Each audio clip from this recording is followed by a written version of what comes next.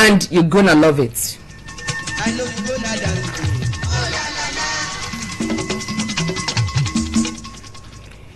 Bá mi fún Femi Adeboye ẹgbẹ́nu sí máìkì. Ẹgbẹ́nu sí máìkì bí. Àwọn ọmọ Nàìjíríà fẹ́ gbọ́ yín. Àwọn ìbéèrè tí a fẹ́ máa béèrè ní orí ètò yìí bá mi kọjú sí àlejò mi dákun. Àwọn ìbéèrè tá a fẹ́ máa béèrè ní orí ètò yìí a máa rí bákan náà fún gbogbo àwọn olólùgbọ́ wa àti fún gbogbo àwọn àlejò wa. Ìbéèrè àkọ́kọ́ tí mo fẹ́ béèrè lọ́wọ́ yín ni wípé kí ni orúkọ yín? Orúkọ mi ni Femi Adeboye o di dárúkọ mi náà tẹ́lẹ̀. Káì Femi Adeboye. Mo lóògùn nìyẹn o, báwo ni orúkọ yín? Ó yà mí lẹ́nu. Lọ́jọ́ tí ẹ kọ́kọ́ gbọ́ pé Gbenga Adeboye kú, báwo ló ṣe rí lára yín? A lè fẹ́ bára wa ní jẹ́ lórí ètò yìí ṣùgbọ́n ìbéèrè yẹn náà ṣe kókó. Bẹ́ẹ̀ ṣe gbọ́ gbà kí lẹ kọ́kọ́ ṣe? Ní ọjọ́ yẹn ni mo kúrò lọ́dọ̀ wọn náà ní bí ìrọ̀lẹ́ àná. Mo ní mo sáré fẹ́ dé farm ní Ìbàdàn, mo kúrò ní St. Nicholas Hospital. So àárọ̀ ọjọ́ kejì mo ní kí n tó máa lọ Èkó kí n kọ́kọ́ sáré fún àwọn adìẹ lóúnjẹ torí àwọn ọmọ tó wà ń bẹ̀. Ẹ̀mọ̀ téèyàn bá sí ń di nǹkan ẹ̀ ó máa ń wọlé díẹ̀díẹ̀. Mo bá sáré tètè lọ, mo ń fún adìẹ lóúnjẹ lọ́wọ́ ni bọ̀dá sọ́ọ̀sì pè mí wípé aláyé ti kú o.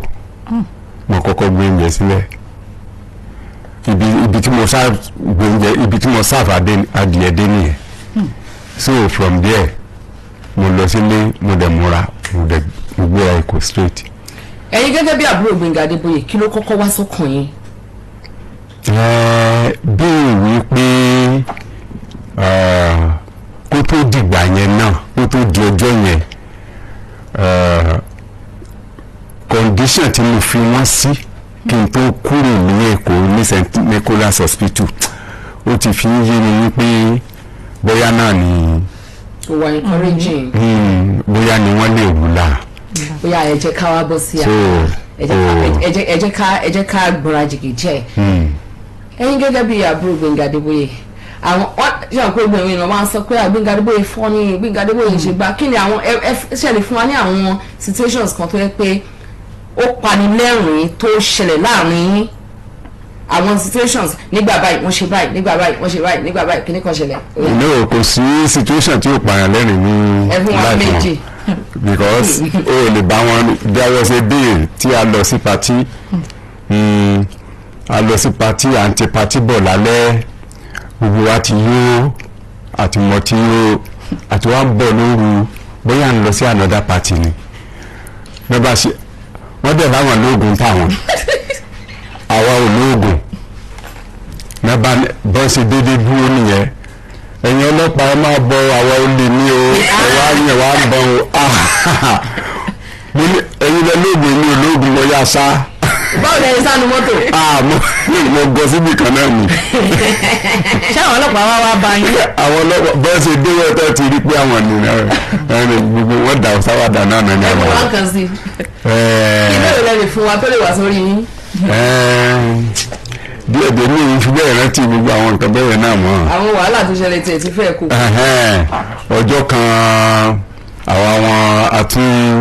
ọjọ́ kan wọ́n lọ wọ́n ní kí n bá wọn gbéyàwó àwọn lọ sí hospital. ẹ dúró ẹ jẹ́ ká lọ sí ẹ̀ka ìpolówó ọjà wa.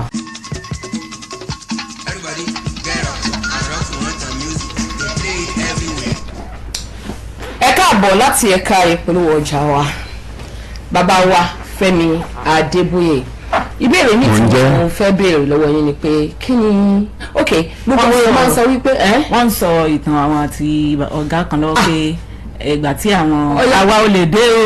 wọ́n ti sọ tán èmi ò gba ilé ní kò ó ti máa gba ní kò tí wọ́n ní èmi ò ní ọmọ mi ní ọ̀gá kò wá ní tán mọ́. ó dà kí ni ẹ̀ ń sọ̀kan lọ o ẹ sọ ẹgbẹ́ ìyàwó ìgbéyàwó lọ sọ hospital lórí àwọn ọmọ létí ọpọlọ yóò dàgbà. kó tiẹ̀ tó dín yẹn díàwọ́ sí dé ọjọ́ kan wà tí a lọ sí Femina ẹ mọ̀ pé ibì kan wà tí wọ́n ń pè ní Femina ní ìlú Lagos nígbà kan so ṣọ́ọ̀pù yẹn a ti máa ń mọ tí ń bẹ̀ a máa ń jẹun a máa ń ṣe àṣàjọkò bẹ́ẹ̀ gbogbo wa ń ṣeré àwọn ọtí náà ni à ń ṣe gbogbo ẹ̀ bí ẹnìkan ṣe wá ní. ẹ mọ̀ jọ kí lọ́nà. yọ o mọ̀ wípé tí ló bá dùn bí ìgbẹ́ nílùú rí àbí bó lẹ́yìn olówó ṣe ń pa. ó ti yé wa so bó ṣe ó ṣẹ̀ṣẹ̀ yé wa ni. bó ṣe ń rí nìyẹn. so after this femina lọ́jọ́ yẹn á jẹun á ṣe gbogbo ẹ̀ lónìí ká bá wá sanwó eré fún wa lọ́jọ́ yẹn 800,000. inú yẹn ti dùn owó dé. lówó bá dé lówó bá dé gbogbo àwọn èèyàn ti bẹ̀rẹ̀ nìyẹn. kí ló bẹ̀rẹ̀.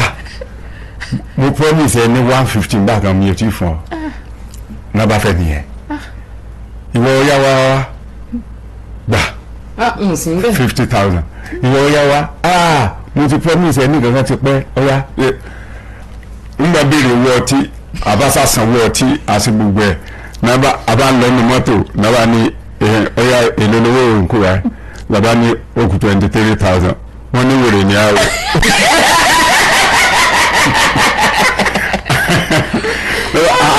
ẹ sì sọ fún mi ní bá fẹ́ sọ. pé kí ni pé ká ìgbéjẹ mi darí yín. pé ìgbẹ́ mi darí yín sí ìyẹ̀kùn sí dáadọ́ sí i pàṣẹ náwó tán ní ọjọ́ yẹn nìyẹn 23,000 bàbá Adébáyà. ṣẹ̀ṣà ṣe rí eléré. ṣẹ̀ṣà ṣe rí eléré. àṣìlítà. bóyá ẹgbéyàwó lọ sọ síbẹ̀ fún wa kan sí i sì ń dùn mọ́ mi. mo gbéyàwó wọn lọ sí tìǹbù ẹ̀ dó àní eré náà àní eré.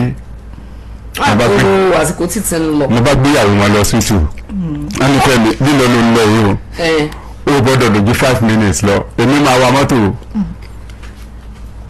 ibẹ̀ yẹn gan sí bága ó di 5 minutes lọ mo bá ní ẹ sájẹ ń lọ ná bí mo ṣe lọ nìyẹn nígbà máa gbéyàwó dé hospital ní àwọn dókítà ní ọ̀yá ní ibi ìsàlẹ̀ yẹn ẹ wọnú rúùmù kẹta ẹ rí bẹ́ẹ̀dì kan níbẹ̀ ẹ lọ gbé wá nǹkan mo ní wọ́n ní má pẹ́ ṣé ẹ tẹ́ gbé wá ní kò ní gba bẹ́ẹ̀dì ni mo bá ṣe mo ṣe dé nìyẹn wọn àti ẹbìrì ẹjọ́ gbàá wọn kàn fẹmi létí ọfẹ àṣekínní ọfẹ àjẹ ọya nígbà ọfẹ àṣe ọfẹ àdé ti gbà lọ gbọ́ ìyá nàbà ni ọya ká máa lọ mo ní mi ò lọ mọ́ mi ò lọ lọ́jọ́ yẹn mi ò lọ o mo ní láyé mi ò lọ. ṣùgbọ́n wọ́n ní tí wọ́n bá jà nínú ìdílé yín wọ́n lówó ní fi máa ń bẹ̀yàn tó wà. owó ni o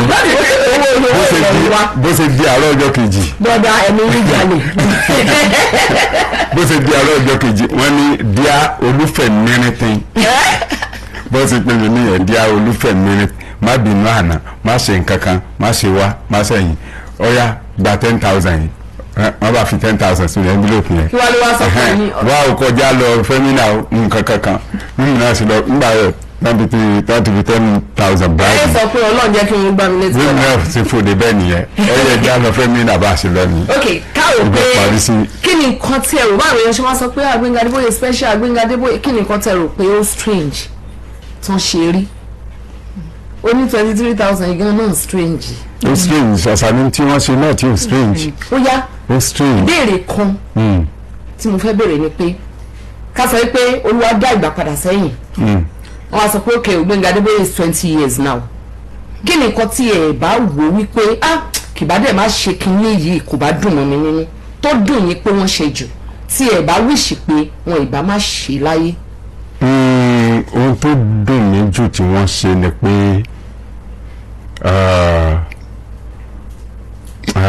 wọn ò bí ọ̀rọ̀ Ọlọ́run kan jáde sí wọn nígbà kan tí wọ́n fẹ́ ìyàwó kejì ọ̀rọ̀ Ọlọ́run yẹn sọ pé kàn máa fẹ́ ìyàwó kejì kàn dúró lórí èyí tí wọ́n fẹ́ tẹ́lẹ̀ ṣùgbọ́n wọn gbà so mi ìbá sọ fún wọn wípé ẹ má ṣe o kálọ́lọ́run dá ìgbà padà ọ̀tán. ẹ̀bùn lẹ́fà lórí ètò yìí. ẹ̀bùn ẹ̀yin lẹ́bùn mọ́tò kan mo gbé àti ẹ̀bùn kankan ẹ̀ṣẹ̀ dé ni. mọ́tò kan mo gbé ẹ wà ní o ẹ wà ẹ̀bùn ni o ọlọ́mọdé ẹ̀rìn lásán irú ẹ̀bùn mo ṣe wá. aláàdé tó bíbí gm. ẹ̀yà ẹ̀bùn ẹ̀bùn. prophet ẹ̀ka mi wá o tàbá tún pè yìí gbà mí ẹ máa wá. máa wá lágbára Ọlọ́run. lágbára Ọlọ́run Olódùmarè ẹ ṣe gan o mo appreciate yín because ìkúlẹ̀ ti dé láàárọ̀ yìí. mo appreciate yín gan. lágbára Ọlọ́run Olódùmarè Ọlọ́run á máa bá mi wà pẹ̀lú yín. máa wá fún yín ní ẹ̀bùn tó ní agbára. ṣe rí èmi gangan bí mo ṣe wà yàrá ìfẹ́ Olódùmarè ni mí Ọlọ́run love mi oríṣiríṣi ìlú wà lára mi mo gbéra mi bùn yín. ìdó tó bá wù yẹn fi pa ó yá ẹ bá wa kí àwọn ará ilé ẹ bá wa bá wọn sọ̀rọ̀ ní ráńpẹ́ fún wọn ní ìmọ̀ràn lórí ìrírí yín lórí akọni tá a sọ̀rọ̀ nípa ẹ̀. ẹ̀yin ará ilé mo kí gbogbo yín ẹ kú ìkàlẹ̀ ẹ dẹ̀ kú ìfetíbalẹ̀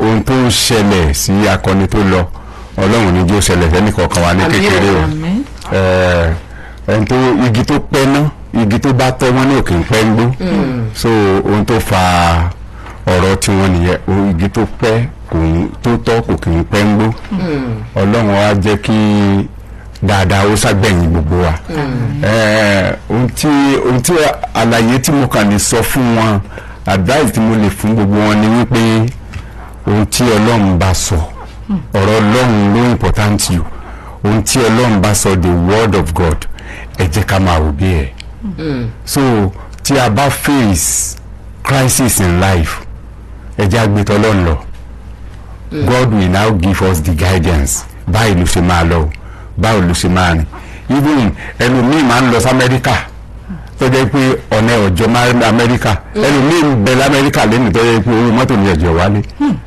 kò rówó mọ́tò ní o tó jẹ́ pé Nàìjíríà gangan òun ni àyànmọ́ ẹ̀ ló wà òun lọ́rọ̀ ẹ̀ wà so gbogbo tá a bá fẹ́ ṣe ẹ jẹ́ ká máa wádìí dáadáa lọ́wọ́ Ọlọ́run ire ní agbọ̀nyìn gbogbo wa o. àmín ẹ ṣé gan o ẹ bá wa kí àwọn ilé o ẹ bá wa kí ọmọ o ẹ bá wa fẹ̀mú wa sílẹ̀ ní reception.